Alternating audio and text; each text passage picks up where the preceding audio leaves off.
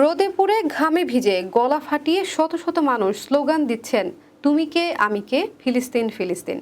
চারপাশে শোভা পাচ্ছে লাল সবুজ আর সাদা কালো রঙের পতাকা। অনেকের হাতে রয়েছে ফিলিস্তিন মুক্ত করো, গাজা রক্তে রঞ্জিত, বিশ্ব কেন নীরব স্লোগান লেখা প্লাকার্ড।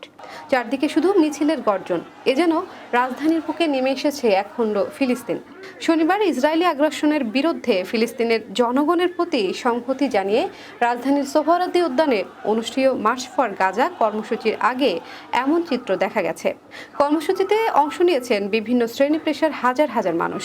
মানবাধিকার সংগঠন, ছাত্র সংগঠন, সামাজিক সংগঠন ও সাধারণ নাগরিকদের free Palestine, Gaza we are with you, stop genocide in Gaza সহ বিভিন্ন স্লোগান সম্বলিত ব্যানার ও প্লাকার্ড বহন করেন। পাশাপাশি তারা ফিলিস্তিনের পতাকা উড়িয়ে প্রতীকী প্রতিবাদ জানান। কর্মসূচিতে উপস্থিত ছিলেন বিশিষ্ট Islamic scholar doctor Mizanur Rahman Azhari, জনপ্রিয় ইসলামী আলোচক শাইখ আহমদুল্লাহ, হেফাজতে ইসলামের মামুনুল হক, জাতীয় নাগরিক পার্টির দক্ষিণাঞ্চলের মুখ্য সংগঠক হাসনাত আবদুল্লাহ সহ আরও অনেকে। ফিলিস্তিনের গাজা উপত্যকায় চলমান ইসরায়েলি আগ্রাসনের প্রতিবাদে বিশ্বজুড়ে যখন বিক্ষোভ প্রতিবাদের ঢেউ উঠেছে, তখন বাংলাদেশেও প্যালেস্টাইন সলিডারিটি মুভমেন্ট বাংলাদেশ এই ব্যানারে আয়োজিত হলো মার্চ ফর গাজা নামক একটি ব্যতিক্রমী ধর্মী গণসমাবেশ।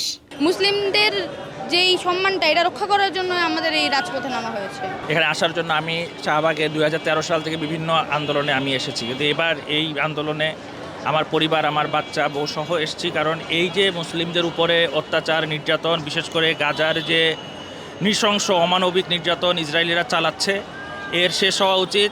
ইসরায়েলিদের বিচার হওয়া উচিত এই নৃশংস হত্যাকাণ্ডের জন্য, এবং গাজা ফিলিস্তিনের স্বাধীন হওয়া দরকার। সারা পৃথিবীর মানুষ, সারা পৃথিবীর মুসলিম সম্প্রদায় একসাথে হয়ে ফিলিস্তিনকে মুক্ত করা দরকার।